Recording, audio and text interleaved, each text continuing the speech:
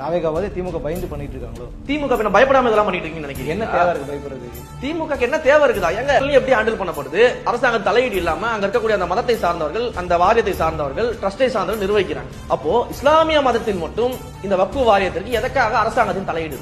எதற்காக ஆட்சியருக்கு அதிகாரம் கொடுக்கணும்? எதற்காக நான் முஸ்லிம்ஸை உள்ள கொண்டு வரணும்?